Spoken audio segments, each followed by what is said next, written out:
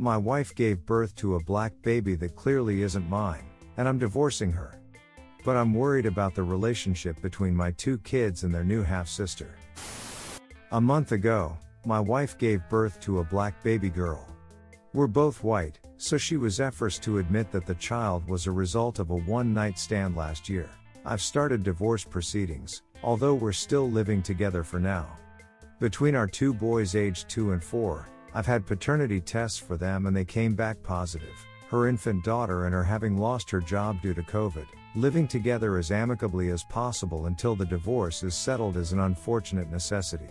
Naturally, I have no ill will towards the baby, and I've been disgusted by some of the comments I've heard from family members, friends, co-workers and others, all who seem to be fixated on the racial angle of this. As if the most salient part of this isn't that my wife cheated, but that she cheated with a black man and that the baby is black. What really worries me is that my two sons might pick up on these narratives. They're too young to really understand what's happening now, but I'm worried that as they grow to understand the situation that they might grow to resent their half-sister for breaking up their parents' marriage. And worse, that their resentment might express itself in a racist fashion, under the influence of the aforementioned racist narratives. Any thoughts on how I should try to influence my sons away from that perspective? It probably doesn't help that we live in a suburb with very few black people and their half-sister is really the only black person my children know. Redditor's reactions update after. Redditor 1, I'm no parent, but I think telling the boys to love their sister no matter what, would do the situation some good. Or at least to keep that message consistent through their upbringing. Answer, thank you. I agree that consistent messaging is important, probably need to coordinate that with their mother as well. Redditor 2, Step 1, you need to consult a lawyer in your jurisdiction to ensure you don't accidentally establish paternity, if it's not too late. Redditor follow-up, listen to this. In most jurisdictions you will be the father of this child by default since you were married to the mother at birth, assuming she didn't go out of her way to put her ONS's name on the birth certificate. This means you will be on the hook for this child no matter how obviously she is not yours. Redditor 3, I'll tell you what my dad did and you can use the info as you will. He invited my little brother, who was not his child, along with me to stay during the weekend. My brother wasn't the product of infidelity or anything, he's just my half-brother. My stepdad's son. But I didn't know for a while because my dad brought him along to the museums, and the water parks, and the movies, etc. pretty much any time I was at his place. My little brother was too, and he never complained. He loved my brother. So that's an option. You can have the baby come with your sons occasionally, make sure they're treating her okay, and be an example for his to treat their sister. Redditor 4, oof my dude. Shit's rough. Right now you have a really good racist ashole detector in that young lady. Since she is likely going to face racism her entire life, I think it's your job and your ex-wife's job, to make it clear any comments regarding race are going to be loudly and publicly called out. You will have to have a zero-tolerance policy for racism and you are now going to have to clearly and constantly call it out, forever. Gotta set the example for your boys and for the little lady that racism has no place in this family. The boys can't be influenced by racist undertones if you don't ducking tolerate racist undertones. Kids don't care about race, they learn about it from racists. So you are going to have to cut a lot of people out of your life, because you are about to learn how many closet racists you are friends and family with, and you no longer get to be friends or family with those people moving forward. The only way it's going to affect your family is if you and your ex allow it to. It will never be because they heard someone be racist, it will be because they heard someone be racist and you didn't do anything about it. That's how they will learn that. Also, I am a co-parent of a cheating ex-wife as well, bud. It's been a decade. He will never know she cheated on me. Why would he need to know that? How would your boys ever know your family was broken up if that's not the narrative you present to them? My ex didn't cheat on my son, she cheated on me. She is a good mom, she loves the kid, so he will never need to know why we didn't stay together. It's irrelevant. All of my family knows they don't ever get to say it, because I made it clear I am not a at slinging a shoal. The kid comes first, and that means my ex and I are a united front, and co-parents. So no one will be saying a negative thing about my kid's mom. We had our issues and we split and the reason is no one's business. I cut out any family and friends that spoke ill of his mother. Zero tolerance. The kids should never pay a price for your wife's mistakes. If you co-parent properly, there is no issues with the kid. Like I said, we split when he was 2, he is almost 11 now, and he is a well-adjusted kid who knows both his parents love him.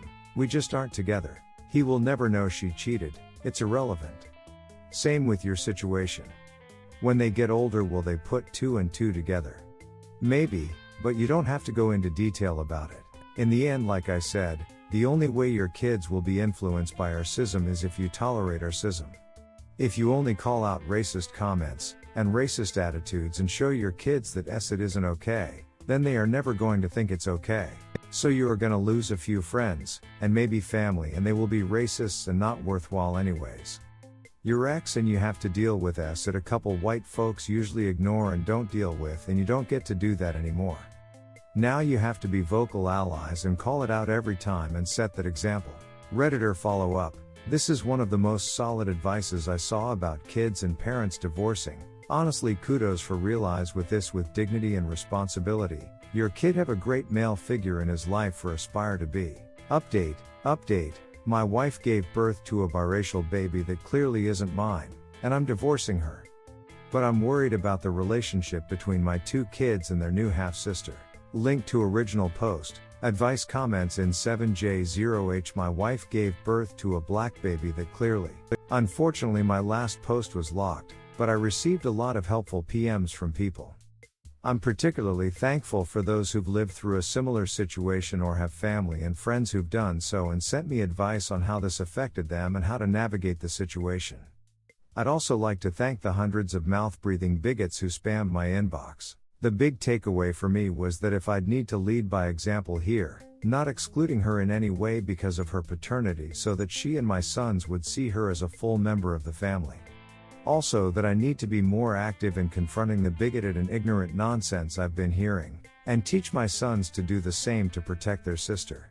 I've spoken to some of those responsible since and made clear my feelings on this, and that she is to be treated as a member family, and that if I ever find out that they've said things like that to my sons or their sister, that they won't be allowed around us anymore. I've spoken to my wife about this, and we're more or less on the same page. She's been begging me to forgive her and not go through the divorce, but that's not going to happen. Even if I didn't consider the cheating unforgivable, I just don't feel any love for her anymore, other than a platonic affection for her as the mother of my children. My sons are handling this as well as can be expected. The 4-year-old doesn't fully understand, but is upset by the change in the household. Thankfully, he's easily distracted. The 2-year-old is thankfully too young to comprehend what's going on, but has definitely picked up on how withdrawn his mother has become. They're both fascinated with their new little sister, so there's that silver lining. My wife Odo isn't in good shape at all. She was depressed even before the birth, and now with everything, our divorce, her infidelity being revealed, and the backlash from family and friends, PPD, and the exhaustion from raising an infant, she's barely functional. She's seeing a therapist, and I've been pressuring some of our family and friends to be supportive of her, because even if they think she deserves it, her current state is making it harder for me and our children. It's become very obvious to me that even after the divorce is finalized, we're going to have to live together for a while longer. She's in no shape to be taking care of 3 kids without someone else around to support her, and I'm not willing to deprive her of her sons by seeking sole custody. It's also too difficult financially, since she's lost her job because of COVID. As for the baby girl, she's healthy and fairly easy by baby standards. Since I've been helping care for her, I've bonded with her and I've discussed the possibility of adopting her with my wife. She can't contact the father, as the only thing she knows about him is his first name. And given our co-parenting situation, it feels like adopting her as my daughter would be the best outcome for all involved. However, there's been a wrench thrown in that plan. It was brought to my attention that there may be a way of finding the baby's father, namely by having her DNA tested by Ancestry DNA. If the father or one of his relatives has also taken the test, we may be able to find him through their DNA match database. If I'm being completely honest, I'm not happy about this. I've already started to think of the baby girl as my daughter, and having him in our lives would massively complicate the family dynamic. Plus we live in Seattle and she met him in Philadelphia, so God knows how they'd even make it work if he wanted to be the kid's father. However, I recognize that this is a selfish reaction. If we have a chance of finding her biological father, we owe it to her do so, if only so that she has access to her paternal medical history and so that she can have a relationship with him if and when she chooses to do so. I've read a few accounts by children raised by non-biological parents, and a common thread is their desire to meet their lost biological parent, so that's that. We've ordered an ancestry DNA kit for her, and I guess we'll decide our next steps once we get the results back in a couple of months. Redditor's reactions story 2 after. Redditor 1, the way you're dealing with this with a level head is commendable, and that child is very lucky to have you. Many people wouldn't respond how well you are, and you deserve a ton of credit for that. Your life was thrown upside down and you're still putting the baby's best interest first. I hope everything works out well for you. You deserve that. Redditor follow up, I wholeheartedly second this. Op's response to the situation is beyond admirable. Going the extra mile to even consider adopting the baby girl is an extraordinary display of altruism. I wish the best for everyone involved, but especially Op. Redditor 2, I'm glad to see the pieces are falling into place for you and ending up as well as they can in these horrible situations. Stay strong and live your best life and be the best version of yourself you can be. Redditor 3, genuinely admirable how gracefully you're handling this extremely difficult situation. And not to mention how you're already looking out for the baby girl. Wish you the best. Redditor 4, I'm not willing to deprive her of her sons by seeking sole custody. One option you have here is to go through with the divorce, having a normal 50-50 custody split, but you two have a personal arrangement that you will keep the kids primarily and allow her to see them and spend time with them as often as she likes until she is capable of taking care of them for her time. That's only if you don't want her to still live with you until she can, though. I can see how that would be a very hard situation for you to be in. I'm sorry this happened to you, Op. You're handling it incredibly well. Redditor follow up, I think that depends heavily on her capabilities at the moment. If she's suicidal, if she's not able to find money or work, if she's breastfeeding, then simply moving out is probably not actually simple. Story 2, I 31 am sterile. Fiancé 27F miraculously got pregnant. Baby looks nothing like me. How do I address this? We had been trying to have a baby for a few years. Eventually we found out I was sterile. We accepted it and decided to hold off on trying so hard and said that we would figure out what I'd do in the future. Although we weren't trying, we were continuing to have time obviously. One day she missed her period and we found out he was pregnant. I was so happy and I thought it was amazing. We joked about how as soon as we stopped trying she ends up pregnant. The doctor said that it was a miracle baby. The night that the baby was born I couldn't be happier. I was just happy to finally have a baby and so excited to take her home. After a few days of taking care of her, I couldn't help but notice that she was extremely pale. For reference, I am black and she is white. I figure she would eventually darken a little and I didn't want to overthink it. Then our friends came over and while the girls were inside we were out back drinking. They all mentioned that they didn't want to worry me or to cause drama but asked if I ever thought my fiancé would cheat on me. I thought I was very weird and then I knew exactly where they were going with it. I said no and we talked about our concerns with the baby's skin tone. However, I still tried to brush it off thinking that the baby would get darker after a while. Now the baby is 5 months and I can't help but question if she's mine every day. She has very fine hair. No kinks or curls. Just bone straight hair. I know she's a baby but I have been around plenty of babies who still have natural curls. She is also still very pale. The thing that's been bothering me the most is that every day she looks more and more Asian in the eyes. I don't mean to offend anyone at all but her eyes are just very stretched, they look nothing like mine. Is it wrong for me to be questioning my fiancé when this would have never crossed my mind before? Am I just being paranoid? How do I go about addressing this? Do I even say anything? My biggest fear is that the baby is somehow mine and she will be extremely hurt that I accused her of sleeping with someone else. I just don't know what to do. Please help me. Update, I 31 am sterile. Fiancé 27F miraculous got pregnant and baby looks nothing like. I don't even know where to start. Part of the reason I didn't update right away was because my thoughts have been all over the place as of late. I have been making major adjustments and dealing with a lot. My daughter is not actually mine. While it was incredibly hard to get through at first, I think that a small part of me was already mentally prepared for it. I just had a feeling. I hoped it wasn't true, and I convinced myself that I was doing this just to rid my anxiety, but I think deep down I knew. I took a lot of the advice given and I thought about it for a few days. After deciding how I was going to approach the conversation, I asked my fiancée to drop the baby off at her mother's house so we could have a night to ourselves. I made dinner and then tried to talk about things that we had been going through recently and how our lives had changed since having the baby. I explained that I had been having bad anxiety and that I believed that it was partially caused by becoming a new parent, but also the fact that I was sterile 1 minute and then told we were having a baby the next. Right away she saw where I was going with that, and she did get a bit defensive. She continued to tell me that miracles happen and that she couldn't believe I didn't trust her.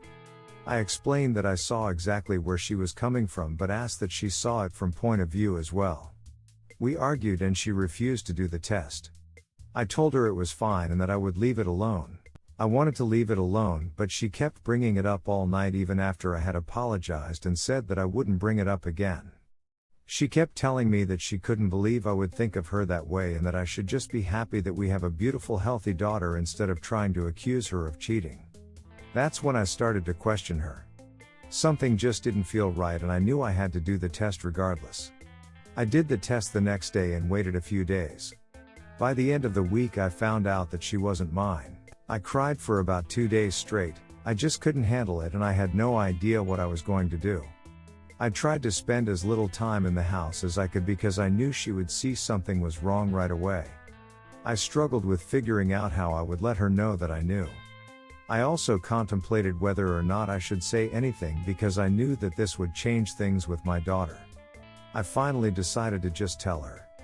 Of course she denied it and said that the test was wrong and that I need to just drop it. I explained that the clinic said there was no way this could be an error.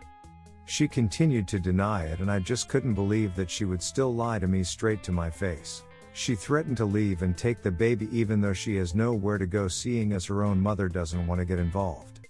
We've been pretty much ignoring each other when we're not dealing with the baby. She said that she will be out in 2 months and I'm glad. My concern right now is whether or not she has the right to take the baby. I love my daughter more than anything, but I refuse to stay with this woman. I know the baby is not my blood, but if I'm on the birth certificate, does that help? I at least want to have shared custody. I bring on over half of the income and provide everything for the baby. There is no way that she could take care of the baby without me. She will not be able to afford it. I know there's probably no way possible for me to get some custody, but is it pointless to fight for shared? I can't lose my daughter. As much as I hate what my fiancée did, I don't even hate her.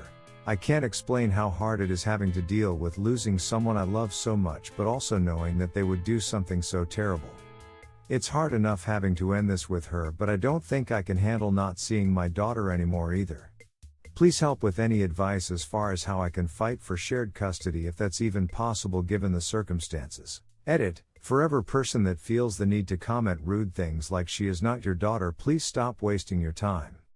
I am aware that she is not my blood.